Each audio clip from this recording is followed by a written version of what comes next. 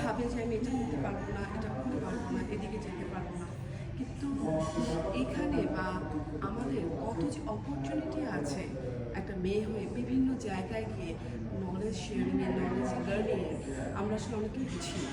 আমি এসেছি Asia river কংগ্রেসে, যেটা থাইল্যান্ডে হচ্ছে, এবং এখানে প্রত্যেকটা মেয়ে তাদের নিজেদের দেশের রিভার নিয়ে, ওয়াটার নিয়ে, তাদের যে কনসেপ্ট, তাদের যে পার্সপেক্টিভ, সেগুলো শেয়ার করছে এবং তারাও কিন্তু অন্যদের কাছ থেকে জানছে।